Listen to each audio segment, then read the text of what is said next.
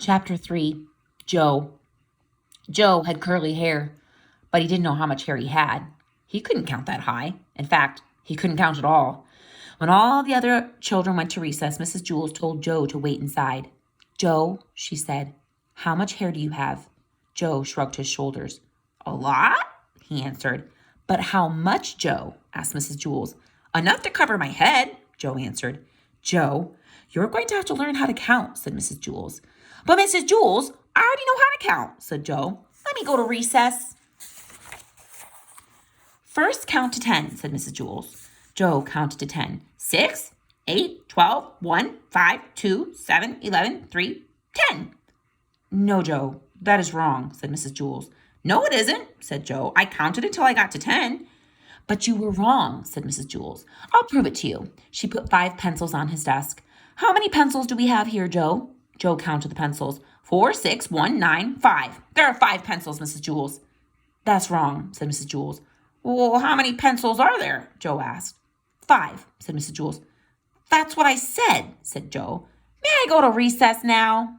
"No," said Mrs. Jules. "You got the right answer, but you counted the wrong way. You were just lucky." She set 8 potatoes on his desk. "How many potatoes, Joe?" Joe counted the potatoes.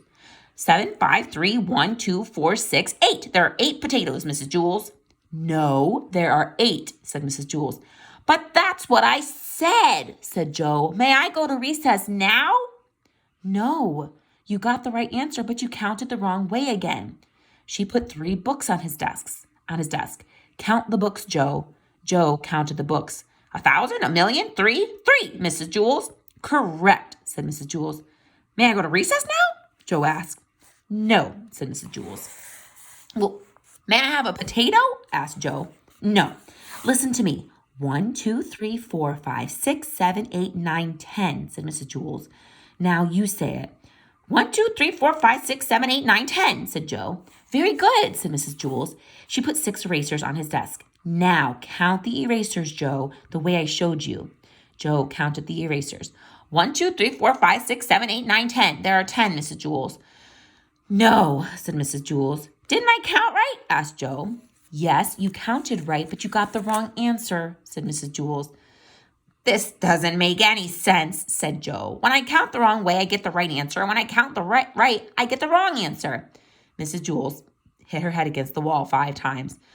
"How many times did I hit my head against the wall?" she asked. 1, 2, 3, 4, 5, 6, 7, 8, 9, 10. "You hit your head against the wall 10 times, said Joe. "No," said Mrs. Jules.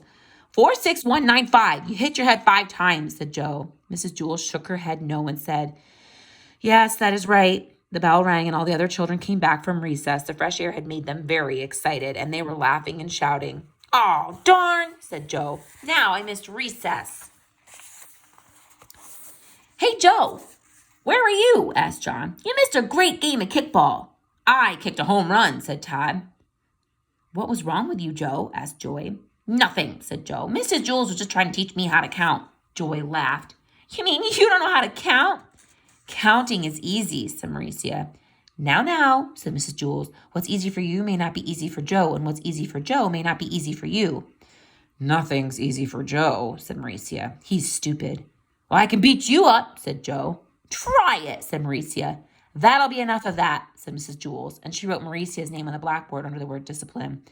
Joe put his head on his desk between the 8 potatoes and the 6 erasers. "Don't feel bad, Joe," said Mrs. Jules. "I just don't get it," said Joe. "I'll never learn how to count." "Sure you will, Joe," said Mrs. Jules. "One day it'll just come to you. You'll wake up one morning and suddenly be able to count." Joe asked, "If all I have to do is wake up, what am I going to school for?" "School just speeds things up," said Mrs. Jules. "Without school, it might take another 70 years before you wake up and are able to count." "By that time, I may have no hair left on top of my head to count," said Joe. "Exactly," said Mrs. Jules, "and that is why you go to school." When Joe woke up the next day, he knew how to count. He had 55,006 hairs on his head, and they were all curly. Chapter 4. Sharie. Sharie had long eyelashes. She weighed only 49 pounds. She always wore a big red and blue overcoat with a hood. The overcoat weighed 35 pounds. The red part weighed 15 pounds. The blue part weighed 15 pounds. And the hood weighed 5 pounds. Her eyelashes weighed 1.5 pounds.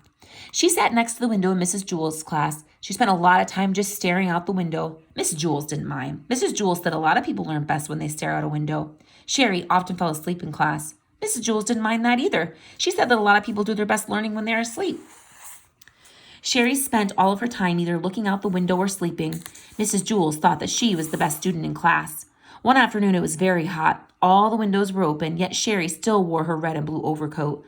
The heat made her feel very tired. Mrs. Jewls was teaching arithmetic. Sharie pulled the hood up over her face, buried herself in the coat, and went to sleep. Mrs. Jewls, said Kathy, Sharie is asleep. Oh, that's good, said Mrs. Jewls. She must be learning something.